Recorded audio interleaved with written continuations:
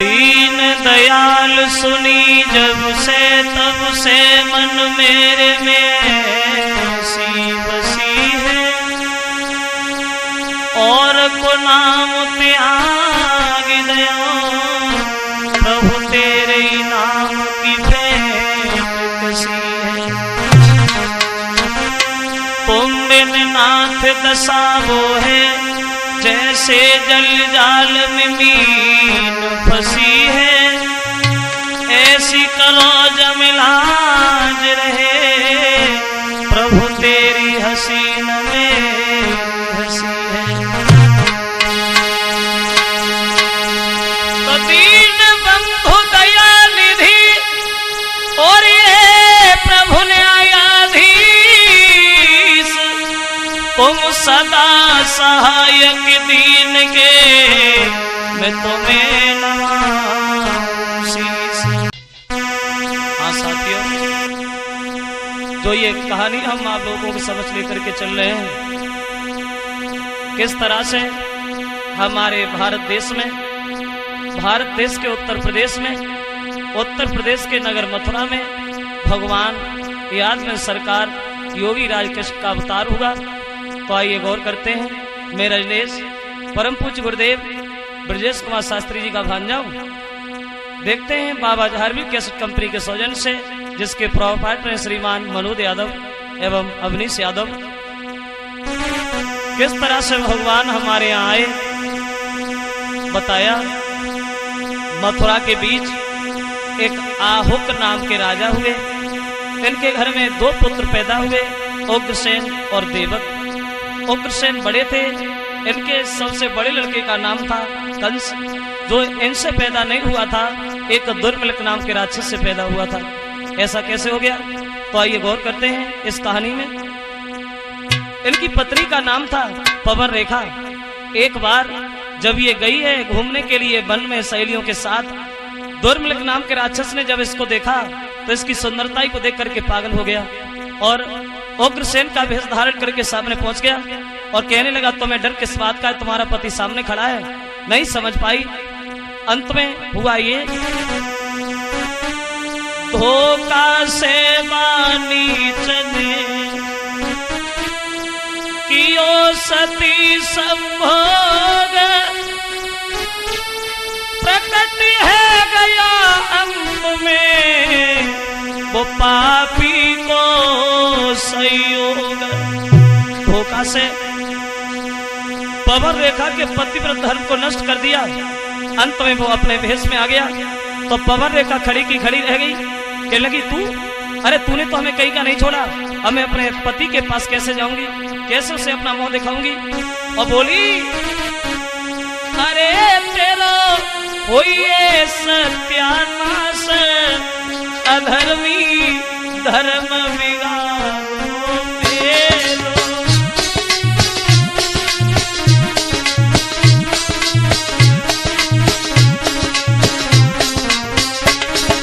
अरे तेरा होइए सत्यानाश, अधर्मी धर्म बिगाड़ो मेलो।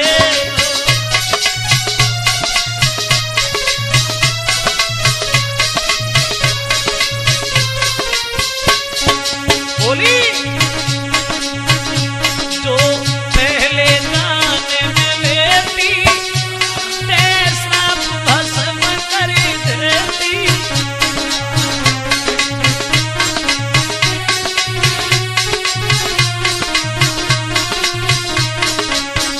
जो पहले जाने में लेती तेरा भस्म कर देती।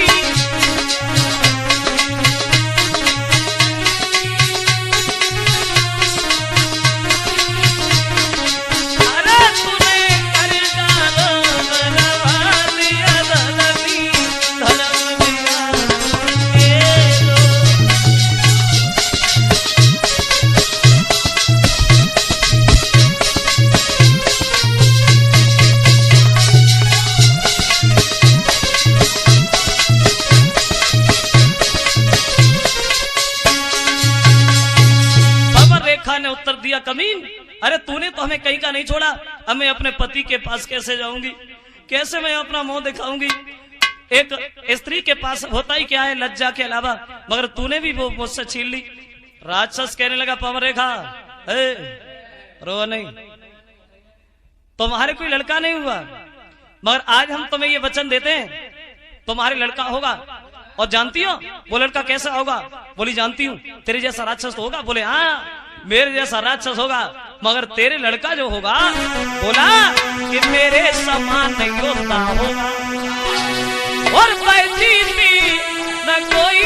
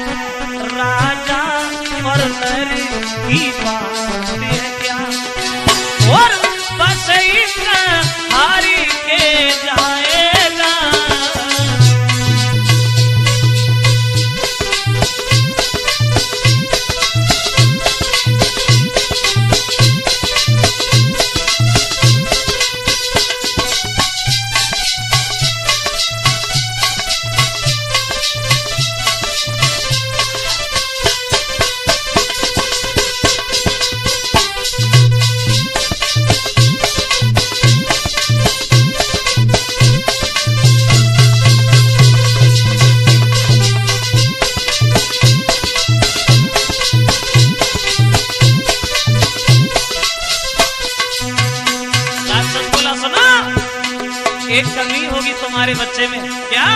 तो अंत में बोला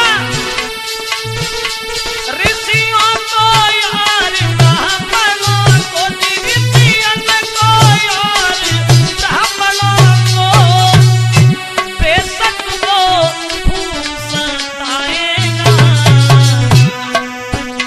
पर इतनो प्यारी और भगवान के हाथ से जाएगा।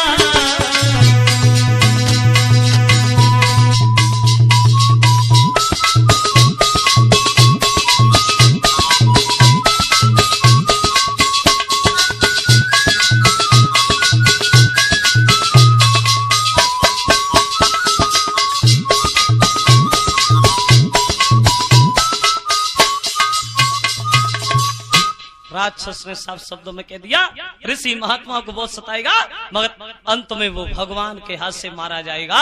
ये शब्द कहने के बाद वो राक्षस अंतर्ध्यान हो गया और ये पवन रेखा घर पे चली आई। घर पे किसी को नहीं बताया कि जंगल में मतलब क्या हुआ क्या नहीं हुआ। धीरे धीरे समय कटता चला गया।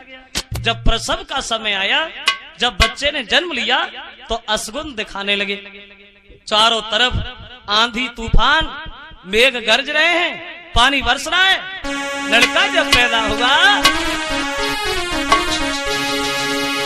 तो पैदा होते ही बालक के आंधी तूफान बचाने लगी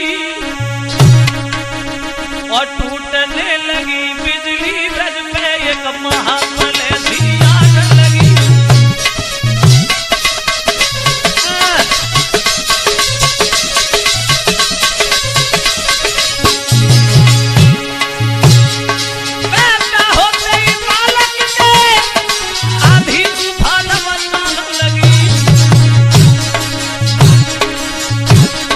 टूटने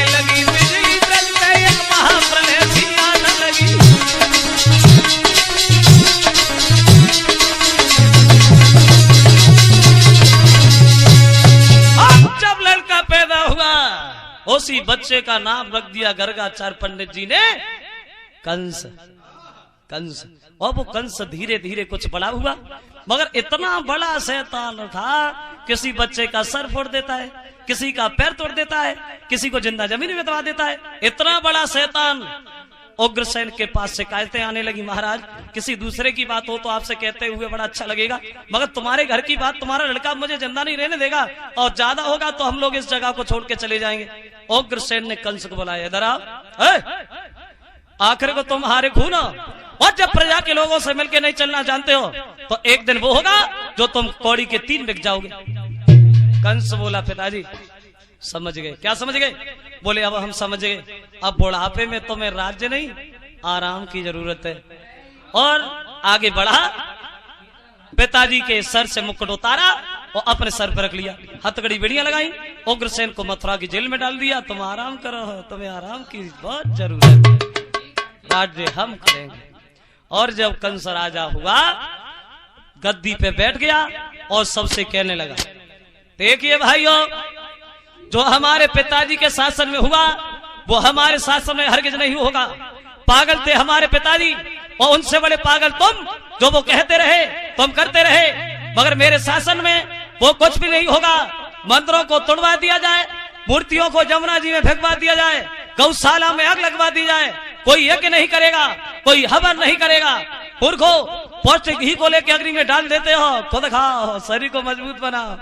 माता पिता अगर ज्यादा बूढ़े हो जाते हैं, व्यर्थ में मत खिलाओ, उठा के नाले में फेंके आओ। वही होगा जो हम कहेंगे। हम और जब कंस राजा बना, कानूने नए नए बनने लगे पवन। और ऐसा ही नहीं, अधिकारी भाव जब कंस राज, तो कानूने नए नए बनने लगे।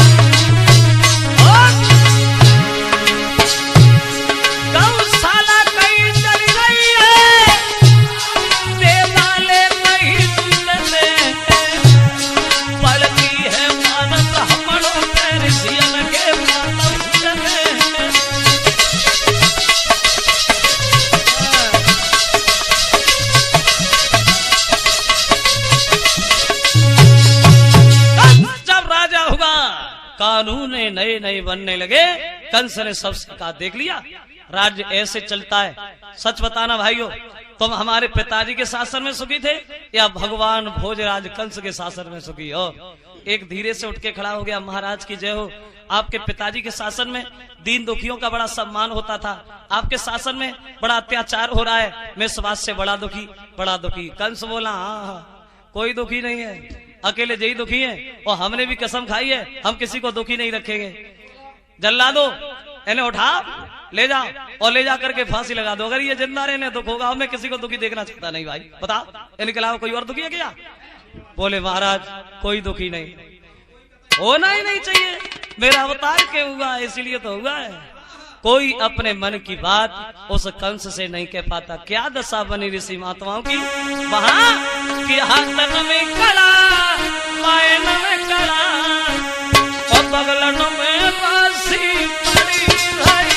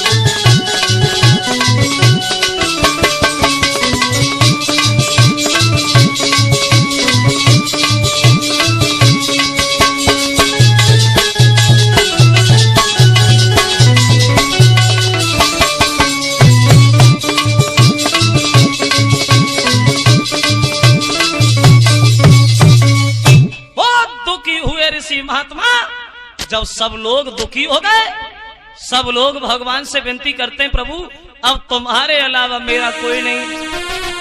अब बोले तेरा सोना हितकारी और तो पे भीड़ पड़ी अतिवारी। तेरा सोना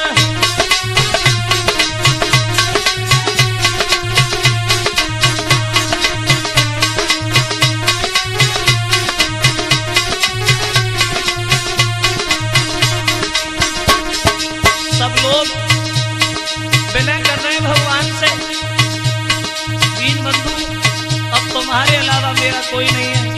और के रखवारे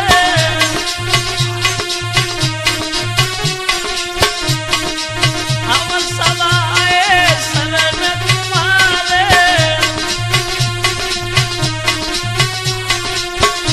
सोनो मेरी असुरारी वो पे भीड़ पड़ी अतिवारी। तेरा सुना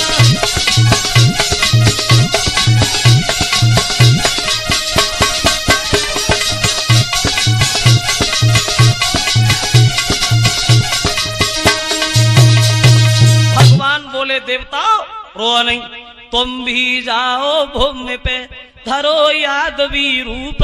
आऊंगा यदुवंश में मैं बन के यादव भूप। तुम सब जाओ, हम तुम्हारे राजा बन के आ रहे हैं। इधर कंस ने सबसे कहा अब हम शादी करेंगे, मगर करें किससे? एक ने बता दिया, मगध के रहने वाले जो जरासंध हैं उनके घर में 2 लड़कियां हैं, जवान है, सुंदर है, अस्थि प्राप्ति नाम है दोनों का। एक काम करो तुम उनसे शादी कर लो। कंस बोला कोई बात नहीं, हो गया फैसला, आज ही जाऊंगा और एक से नहीं दोनों से ही शादी करके आऊंगा। चल दिया। वे दोनों लड़कियां अस्थि प्राप्ति नाम था जिनका, दोनों के दोनों चंद्रवदन उजियारी पर घूमे घर में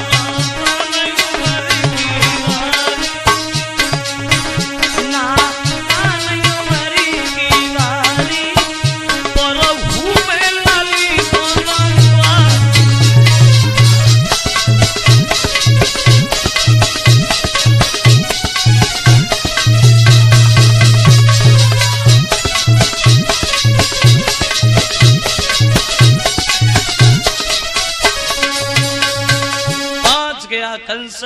जरासंध ने देखा आइए कंसराज आओ बैठो। कंस बोला क्या तुम हमें जानते? बोले हाँ तुम मथुरा के राजा हो। कंस बोला राजा नहीं भगवान भगवान। बोले समझ गए। और क्या समझोगे?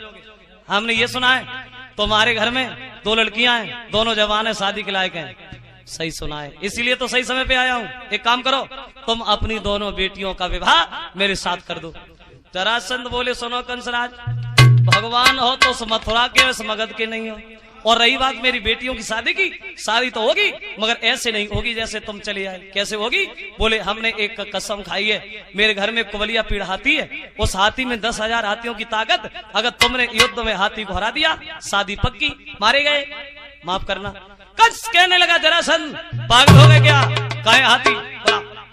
उधर से हाथी भागा, इधर से कंस भागा। हुआ क्या? अरे होना क्या था वहां कंसराज और हाथी में डट के भाई लड़ाई।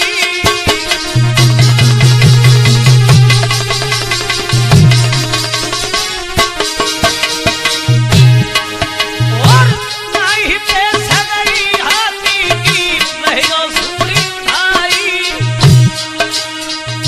हार गया हाथी। हुआ ऐसा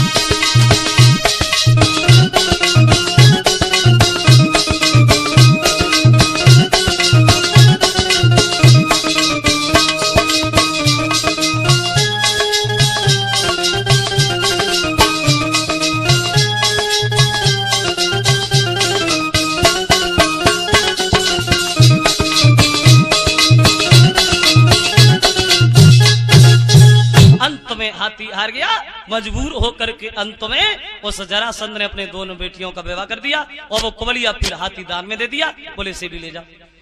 चला आया कंस, अब दिन प्रतिदिन कंस अत्याचार करता चला गया।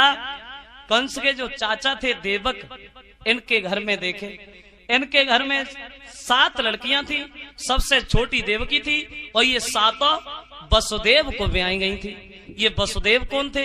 बोले ये वसुदेव सूरसेन के लड़का थे और बटेश्वर के पास सौरीपुर गांव के रहने वाले थे। वसुदेव 10 भाई थे। 6 बेटियों का विवाह कर दिया, सबसे छोटी बची है देवकी। तो कंस ने वसुदेव से कहा, बेलो वसुदेव, मैंने विचार किया है, हम अपनी सबसे छोटी बहन की शादी भी तुम्हारे साथ करेंगे, कैसी रही? बोले बहुत बढ़िया, हम क्यों मना करें, हम तैयार है, एकदम तैयार है। इधर तो ये कहा कि तुम बारात लेके आओ, और इधर देवकी से बोला है वो कंस, बहन मैंने तुम्हारी शादी वसुदेव के साथ तय की है। मथुरा से जाकर के बटेश्वर में किसी से दबना नहीं, घमंड से कह देना हम भगवान भोजराज कंस की बहन है। बटेश्वर से उठा लाऊंगा, मथुरा में जिंदा दबा दूंगा, मगर किसी को दुखी नहीं देखूंगा। मेरी हाथ कैसी है। हुआ ऐसा, बारात चली वसुदेव की, वहां अरे हंसी खुशी के साथ चली बारात मथुराई, और मंडप लो गढ़वाई रे देवकी की वही सगाई।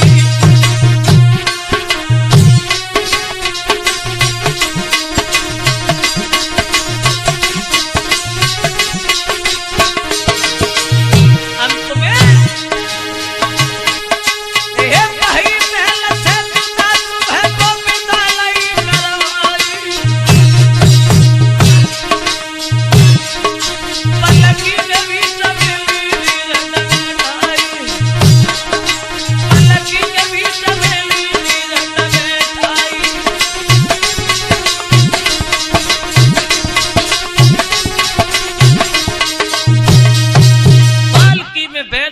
देव की ससुराल को चली और लड़कियां उसे विदा कर रही हैं, गीत गा रही हैं। देवकी भी बहुत खुश होके जा रही है ससुराल को, खुश होके।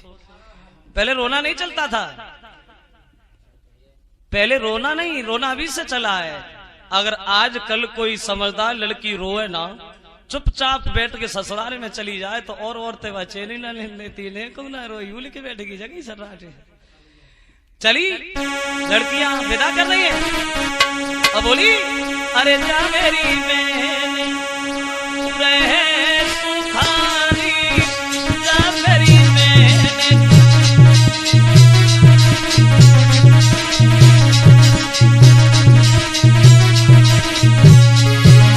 बोली ए जा मेरी बहन तू रहे सुखारी, सुखी रहे परिवारी, रामा सुखी रहे परिवारी।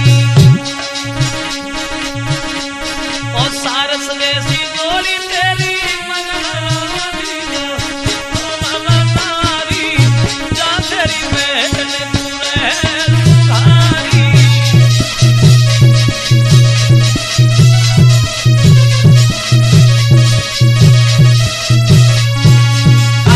आ गया, कहने लगा बहन ऐसे कब तक पहुंचोगी बटेश्वर में, लाओ हम यहाँ क्या करेंगे, हमारे रथ में बैठो, थोड़ी दूर है, हम तुम्हें छोड़ देते हैं।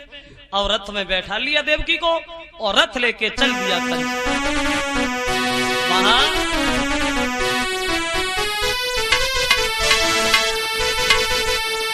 और रथ में देवकी बैठी गई और पीछे से एक रसाला है और ताके पीछे कंसराज वसुदेव सुंदर का साला है।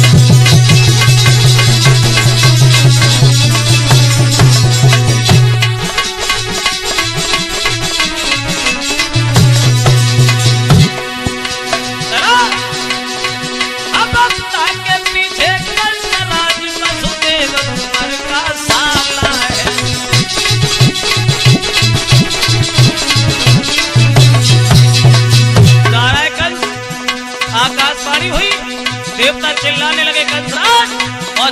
कंस ने ऊपर देखा, देवता बोले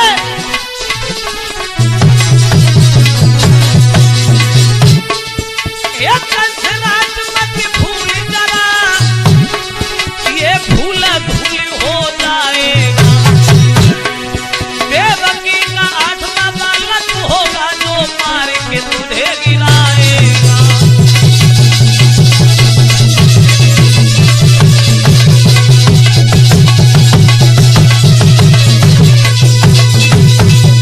लोग चिल्लाने लगे, कंस जिस बहन को तू इतनी हंसी खुशी के साथ लेके जा रहा है, इसी बहन के काले आंचल में तेरा काल पलना है।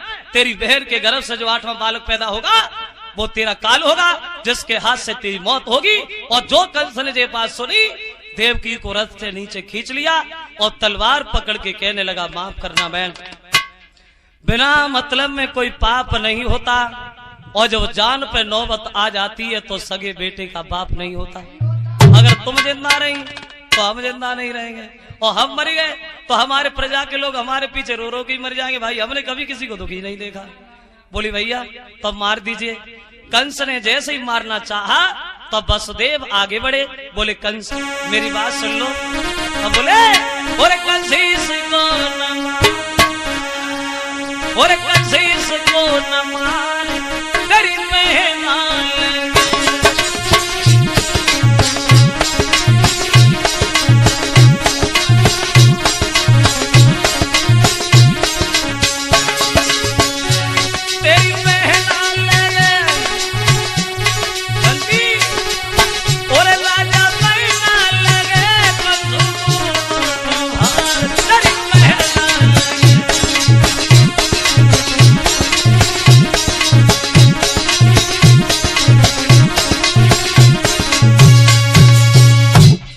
से वसुदेव बोले, कंसराज तुम्हें अपनी बहन के गर्भ से डर है या अपनी बहन से डर है? बोले नहीं, हमें बच्चे से डर है।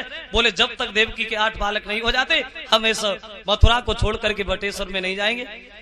दोनों को हथकड़ी बेड़ियां लगाई और मथुरा की जेल में डाल दिया और खुद शासन करने लगा वहां। धीरे धीरे जब समय कुछ व्यतीत हुआ तो देवकी गर्भ से पहला पुत्र पैदा हुआ।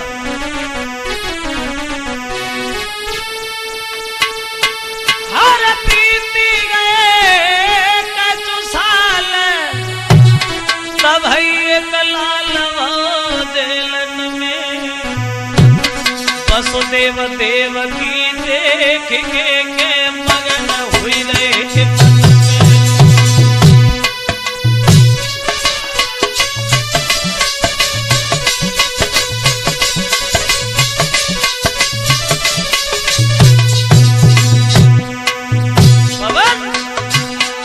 बच्चे ने जब जन्म लिया बड़ा खुशी भई आंगन में।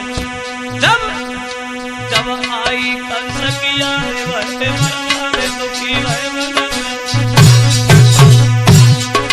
ना जाने काले हृदय राम कर मन में।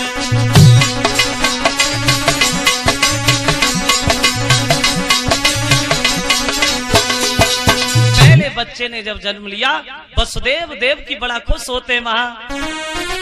और ऐसा ही नहीं, अब जगमग जगमग होई महल में डोरी धर होती हो।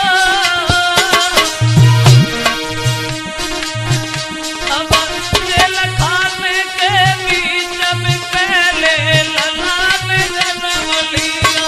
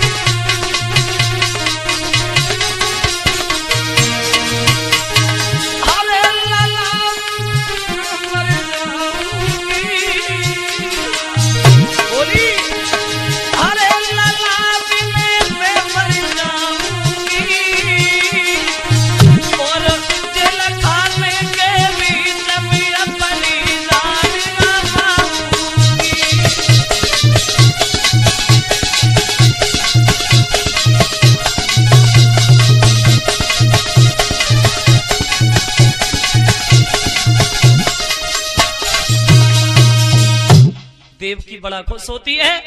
अगर जब कंस की याद आती है तो माँ वहां बिलखने लगती है। वसुदेव बार बार समझाते हैं, देवकी मेरी बात मानो, इस बच्चे को मुझे दे दो।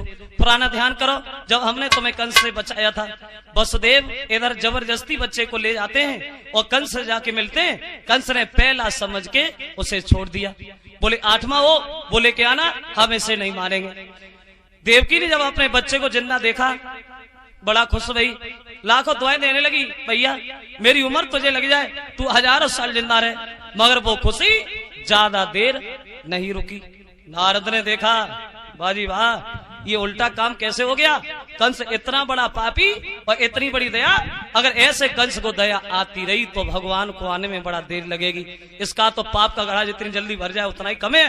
नारद पहुंचे, कंस से बोले, कंस राज दिन प्रतिदिन तुम इतने कमजोर क्यों हो रहे हो, आखिर बात क्या है। नारद पूछ बैठे कंसराज कि नारद ने कही है कंसराज, और क्यों दशा बिगड़ती जाती है।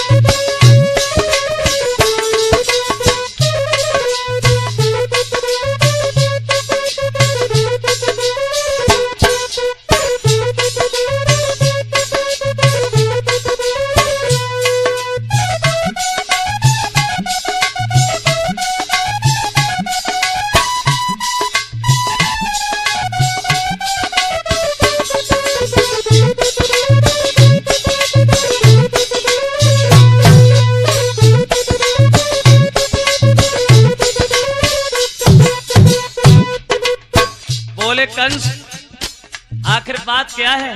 नारद पूछ रहे हैं,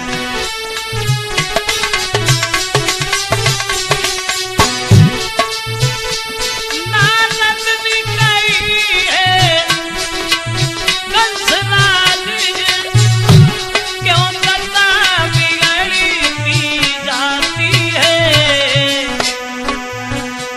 दिन मेरे बसंत के खिलने पे और परछली से उड़ती जाती है।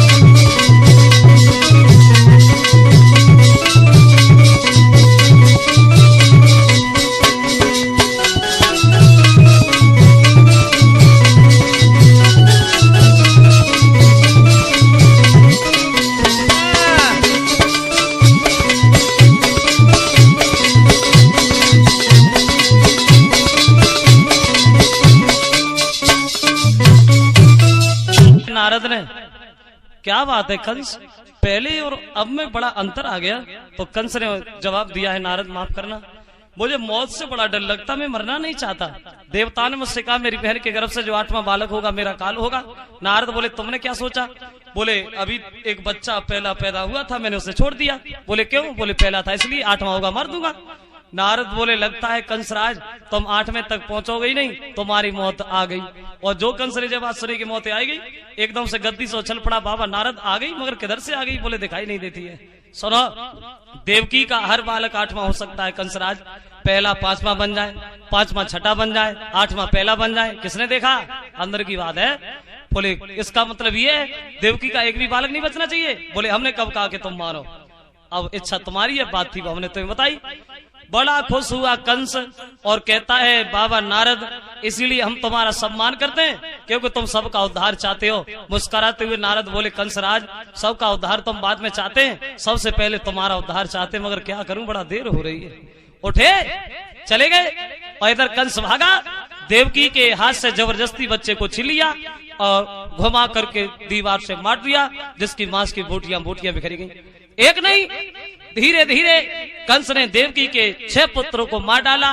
7वां गर्भ जब आया है तो योग माया द्वारा भगवान ने उसे रोड़ी के गर्भ में पहुंचाया। जहां जब बच्चा पैदा हुआ तो उसका नाम रख दिया गया बलराम। और इधर मथुरा में खबर फैला दी गई कि देवकी का 7वां गर्भ खंडित हो गया। अब 8वां गर्भ जब आया है कंस ने सबको समझाया और चले भगवान 8वें गर्भ में। कंस इधर सबको सतर्क करता है, बादलो आ गया है समय कुर्बानी का, ये वक्त आनाकानी का नहीं है। जैसे ही मेरा काल पैदा हो आके हमें बताना और हम इतनी दुर्दशा से मारूंगा जो देखने वालों के कलेजे हिल जाएंगे। मेरा काल मारा गया। तैयारियों में जुटाए कंसराज। 8वें गर्भ की बारी थी, ओ तो कंस के यहाँ तैयारी थी और राजा था पहरेदारी पे, वो तो जेल में बहने बिचारी थी।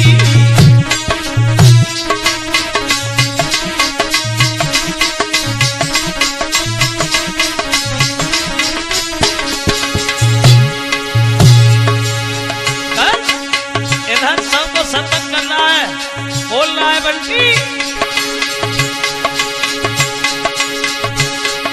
सामान सजाए जाने लगे, साथ सजाए जाने लगे,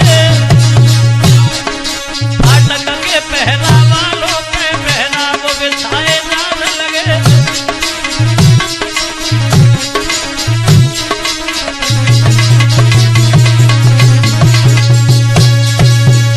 शब्दों में कह दिया कंस ने मेरा काल पैदा हो आके हमें बताना।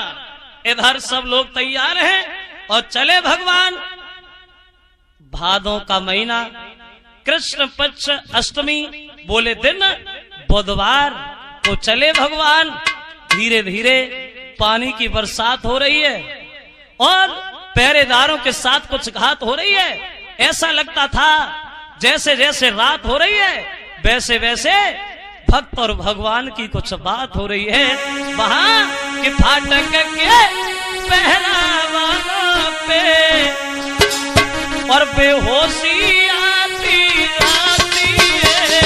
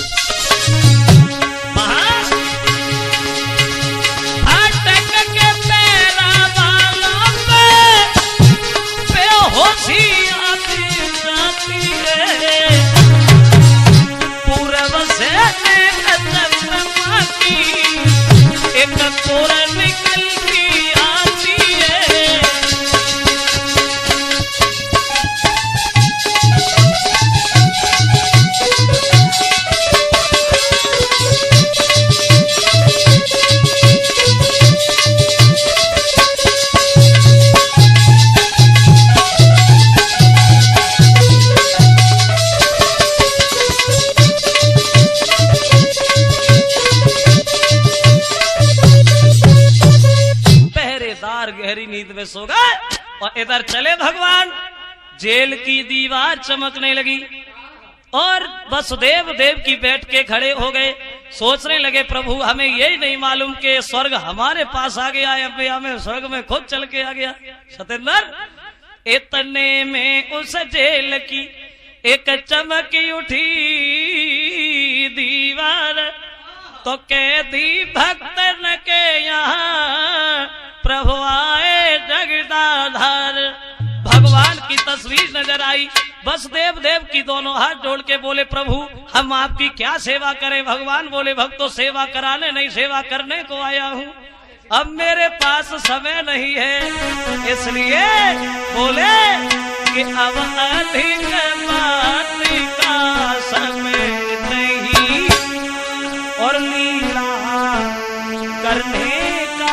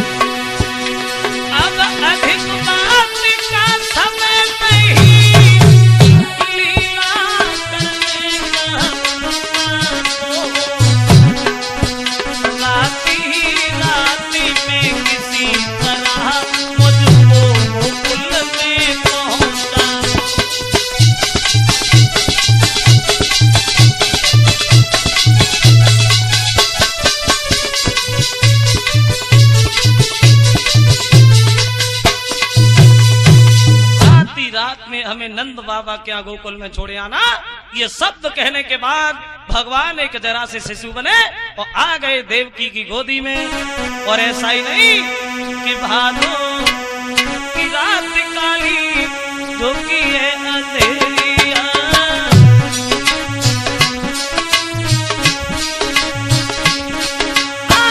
भादो की रात काली जो की है अंधेरिया, भया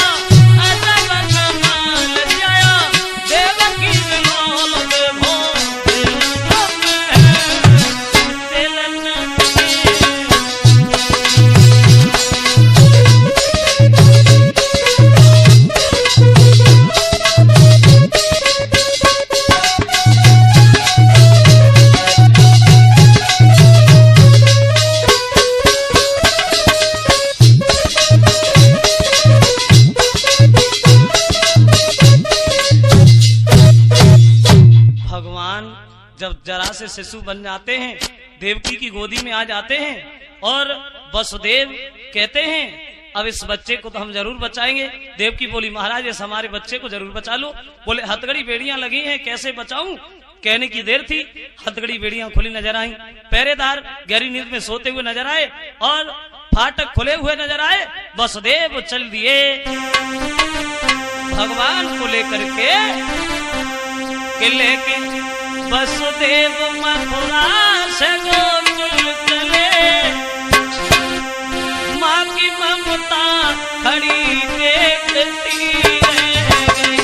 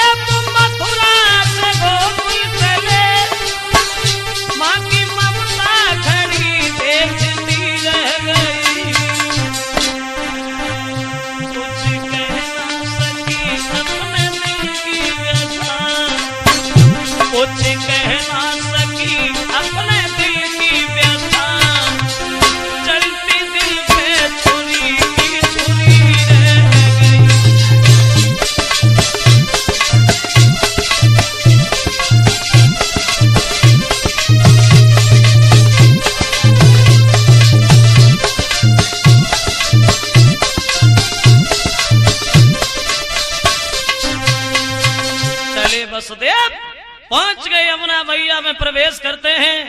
और जो यमुना मैया ने देखा कि भगवान जा रहे हैं, मेरे पैर भी नहीं छुए भगवान के, ये सोच करके अरे चढ़ी आई यमुना, चढ़ी आई यमुना, अब तो देखो सोइया टकी, चढ़ी आई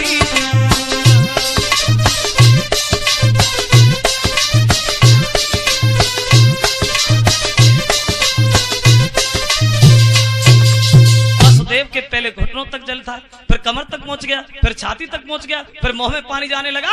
वसुदेव सोचने लगे आगे बढ़त जमुना जल गए, आगे बढ़े जमुना जल गए।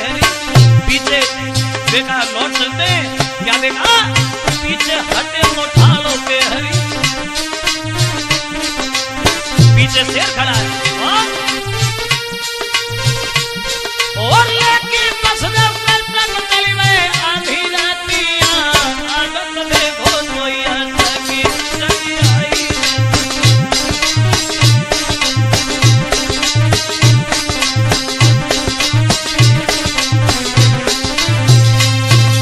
वसुदेव ने सोचा आगे बढ़ रहे हैं, पानी में डूब रहे हैं, पीछे हट रहे हैं, तो शेर खड़ा है। तब मुरलीधर ने पैर लटकायो, बंसीधर ने पैर लटकायो, यमुना मैया ने इस पर सुनायो।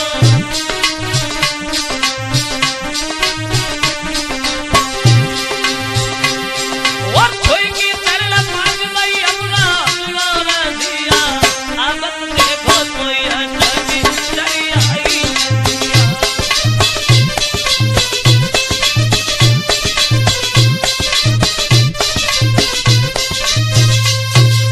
अबे पांव वसुदेव चले गए और इधर नंद बाबा के यहाँ जाके पहुंचे।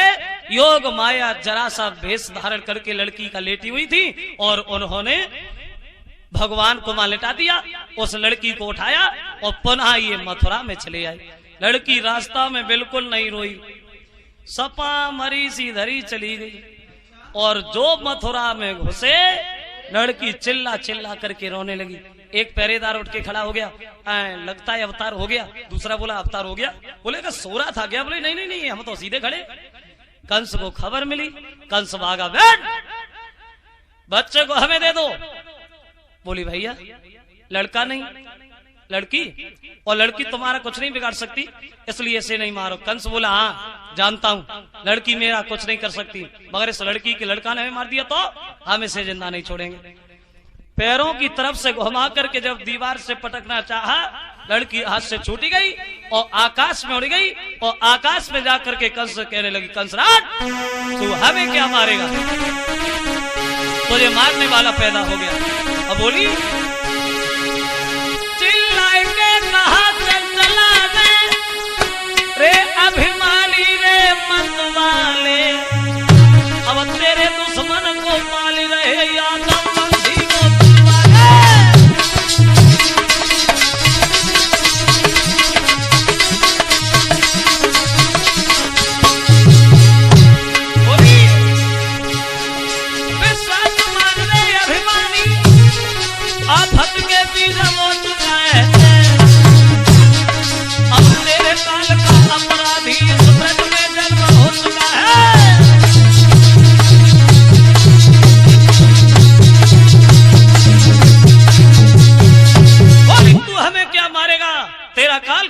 पल रहा है।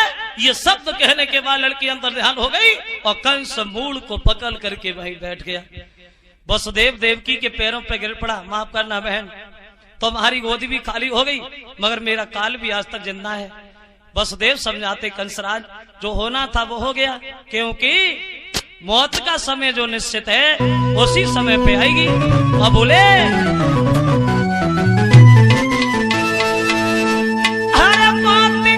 समय जो निश्चित है और वो उसी समय पर आएगी, जिस समय मौत आ जाएगी।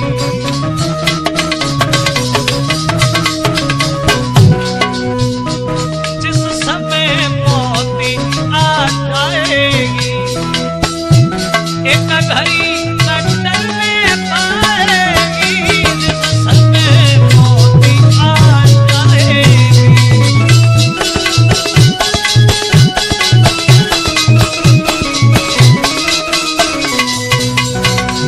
एक कंसराज मेरी बात मानो, मौत आएगी और आएगी तो छोड़ के नहीं जाएगी। और बोले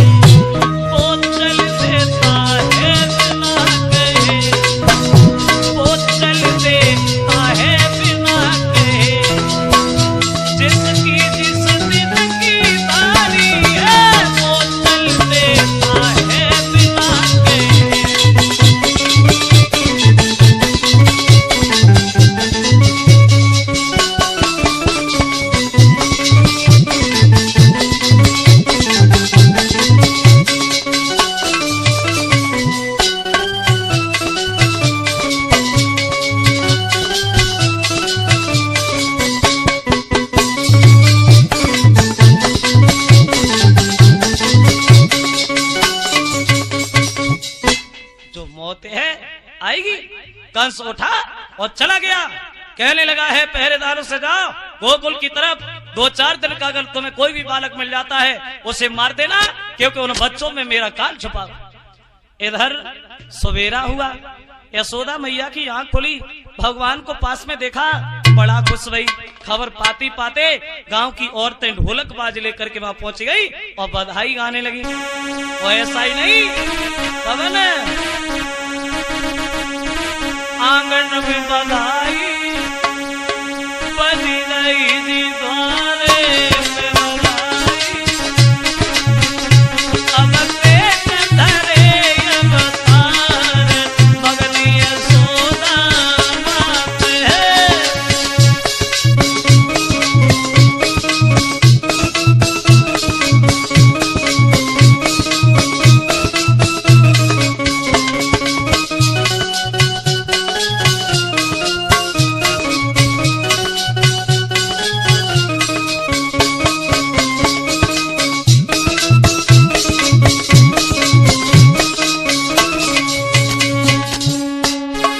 अवतार मथुरा की जेल खानों में, बधाई बाबा नंद के यहाँ बज रही है गोकुल में। अरविंद ओ पूरी मिली सखियां घर में आई,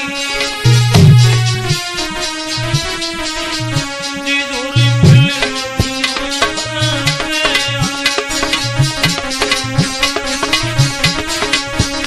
अब अच्छाई अजनवार, मगन यशोदा मात है।